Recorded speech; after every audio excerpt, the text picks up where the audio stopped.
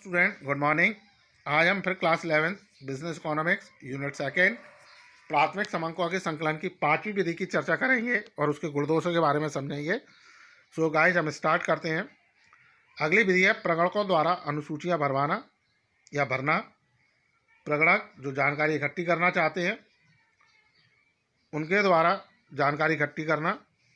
तो इसके अंदर क्या होता है, सूचकों द्वारा अनुसूचियां भरवाकर सूचना प्राप्त करने में अनेक कठिनाइयाँ आती हैं। तो जैसा हमने पिछली विधि में पढ़ा था कि जब हम प्रश्नावली अनुसूची भरवाते हैं तो उसमें बहुत सारी कठिनाइयाँ सामने हमारे आईं, बहुत सारी कमियाँ सामने आईं।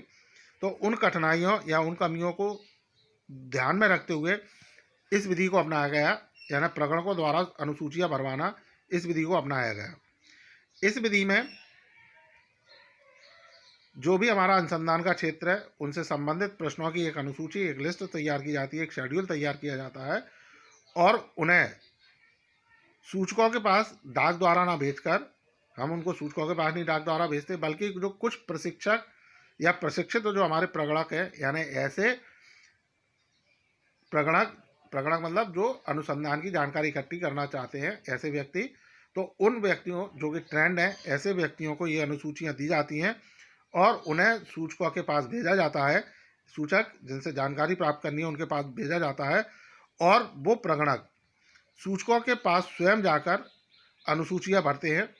इस विधि में जो संकलित समंक हैं वो पूरी तरह से शुद्ध होते हैं और अनुसूची की श्रेष्ठता तथा प्रगणकों की योग्यता पर निर्भर करते हैं। यानी ये जो समंक जो एकत्रित किए गए वो पूर्ण रूप से स्वस्थ होंगे और इनकी शुद्धता है वो हमारी अनुसूचियों के जो प्रश्न हैं उन पर और जो प्रगणक हैं उनकी योग्यता पर निर्भर करते हैं।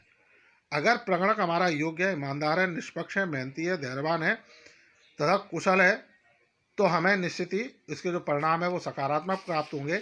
यानी जो उद्देश्य के लिए हमने ये विधि अपनाई उसका हमें लाभ प्राप्त होगा। अब हम इसके गुणों की बात करते हैं। तो इस विधि में का जो प्रयोग है वो अत्यधिक विस्तृत क्षेत्र में सूचना प्राप्त की जाती है। यानी जो हमारा क्षेत्र बड़ा है उस क्षेत्र में हम इससे सूचना प्राप्त कर सकते हैं। इस विधि में जो कठिन प्रश्न होते हैं, जटिल प्रश्न होते हैं,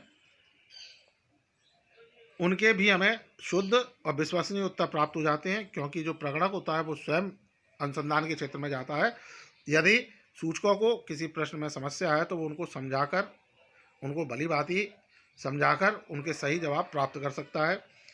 इस विधि में शुद्धता की मात्रा अधिक होती है। तो इस विधि में शुद्धता रहती है। क्यों रहती है? क्योंकि इसमें जो प्रगणक है वो स्वयं जाकर सूचकों से जानकारी एकत्रित करता है, सूचकों से प्रश्नावली भरवाता है और उसमें यदि कोई दिक्कत या परेशानी आती है प्रश्नों को समझने में तो उनको समझा देता है, जिससे वो जानकारी जो प्राप्त होती है वो शुद्ध और सही प्राप्त होती है। इस विधि में व्यक्तिगत पक्षपात का विशेष प्रभाव नहीं पड़ता, यानी इस विधि में कोई पक्षपात का प्रभाव भी नहीं पड़ता है।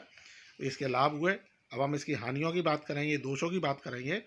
तो यह विधि अत्यधिक खर्चीली है। अब ये विधि खर्चीली है। क्यों खर्चीली है?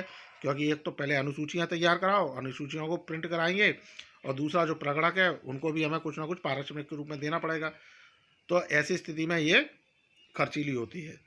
इस विधि में समय श्रम अधिक लगता है। तो इस विधि में जो सूचक प्रगणक है वो स्वयं एक एक सूचक के पास जाते हैं, तो ऐसी स्थिति में समय और श्रम भी अधिक हमारा खर्च होता है।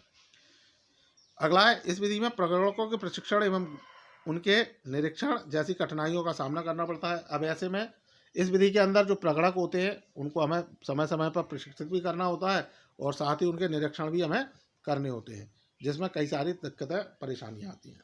तो स्टूडेंट, आपको ये प्राथमिक समंकों के संकलन की पांचवी विधि समझ में आई होगी। इससे संबंधित कोई भी प्रश्न या डाउट्स हैं तो आप मुझसे पूछें। So thank you.